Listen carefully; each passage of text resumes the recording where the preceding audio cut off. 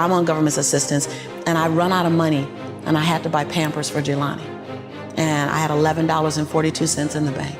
And I remember wrapping my son in a towel for 2 days. I remember the second day, like you said, I had my hand on Jelani's stomach, and I said, "Don't worry, baby. Mommy will never be this broke or broken again." And that day, what shifted for me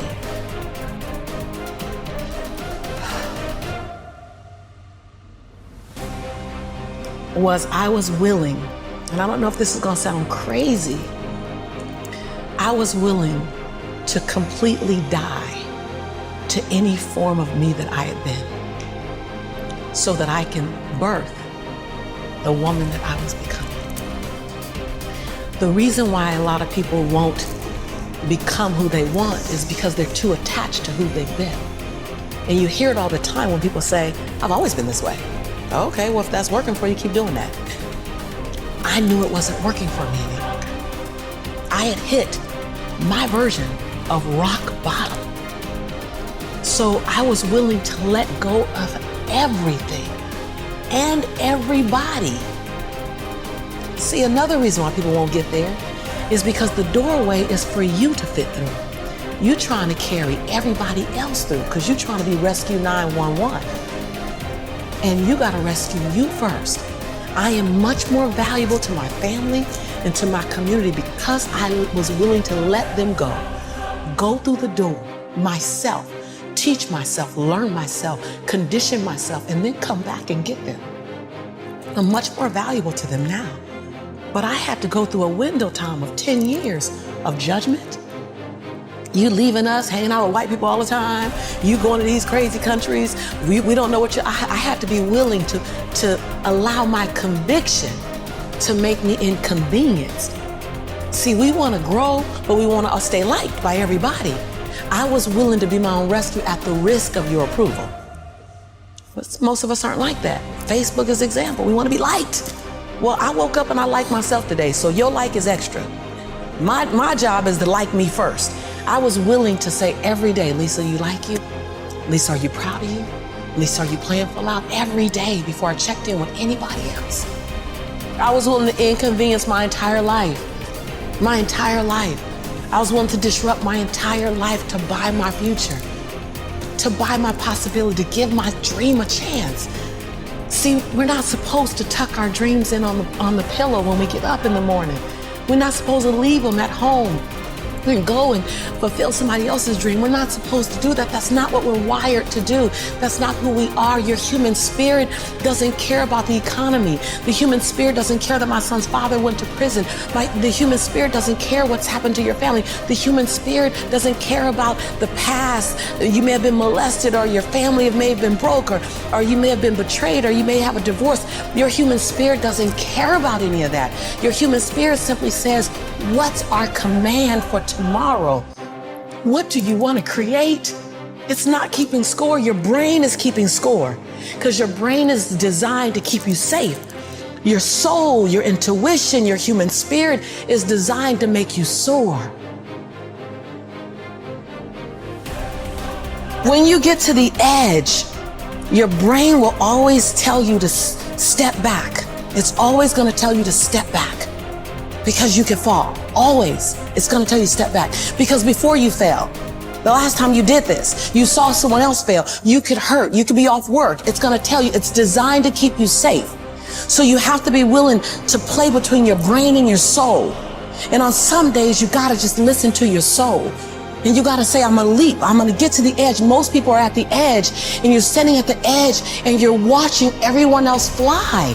That's Pimp My Ride, Watch My Crib, all this stuff. You know, watching people's lives on Facebook. You're at the edge, watching someone else live, wondering what it's gonna be like when you jump without ever jumping. And I'm just here to tell you, jump. Because only 3 things can happen. You're either gonna jump and fly, or you're gonna jump and fall on something soft, or you're gonna fall down hard. Either way, you're gonna get back up. You already know you got what it takes to get back up. Your greatest fear is not that you will fall. Your greatest fear is that you will live a full life and never fly. That you never leaped. You're not afraid of dying. You're afraid of dying before the world sees who you really are. before they really get your fingerprint, before they really feel your breath, before they really get your contribution, before they really feel you. That's what you don't want to happen. You don't want to leave this place without us knowing you were here. All I'm doing is giving my dream a chance. And I'm not extraordinary. You don't get off the hook. You don't get to be let off the hook. I'm an ordinary woman who chooses every day to make one more extraordinary decision.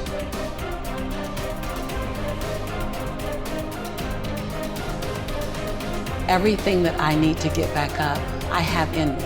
If I don't have what I need, I can go get it. Once I figured that out, the world was my playground. The question was just, where do I go get it? I don't know about that. Where do I go get it?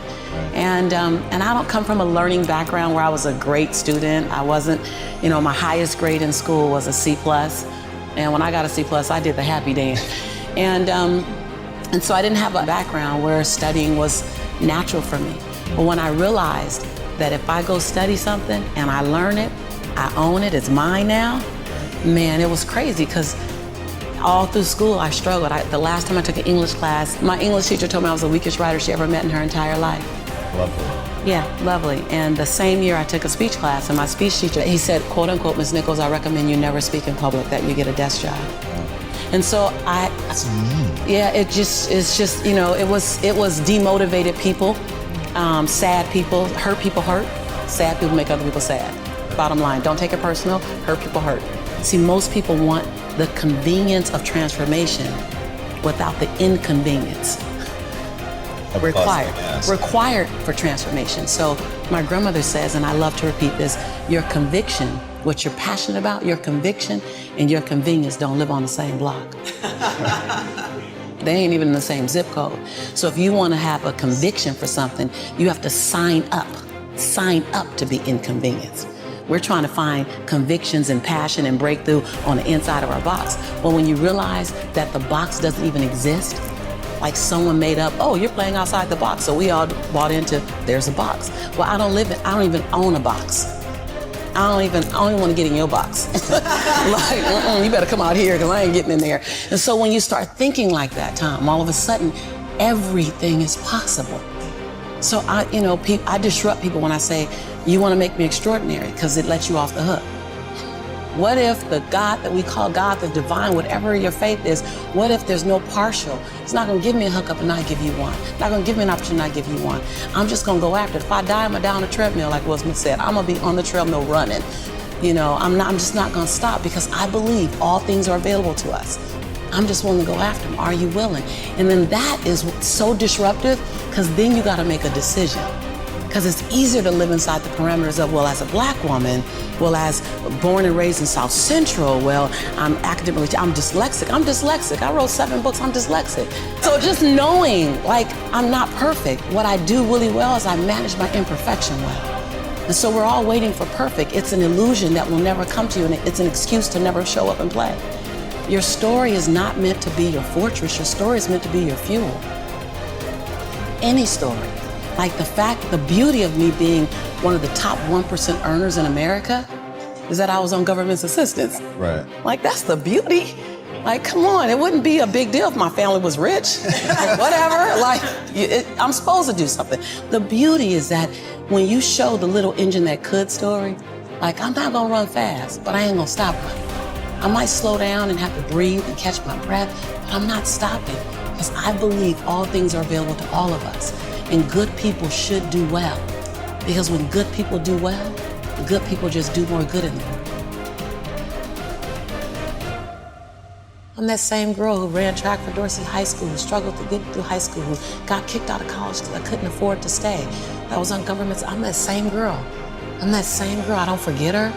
I'm also that same woman who runs a multi-million-dollar business. I'm also the same woman who has 7 bestsellers. I own both of those. I own all of it. I don't shrink to my greatness, and I don't live in the saga myself. If you can own your brilliance while owning your imperfections, if you can own your giant while owning your smallness, if you can live in duality, constant duality, the freedom will be earth-shaking if you can live in that. See, either you don't want to be as great as you really are, and you're trying to dim your light so that others won't feel insecure about themselves in your presence. And so you keep playing at 79 watts when you know you're supposed to shine at 159 watts. And you keep checking the temperature of the room to see what the room can handle versus just giving the room you and letting them, if your light's too bright, then let them put on some shades. Can you give yourself permission to live in the duality of your imperfections and your smallness and what you're learning and what you still have to learn and your greatness and your brilliance and your light? Can you allow them to coexist and then serve them up to the world?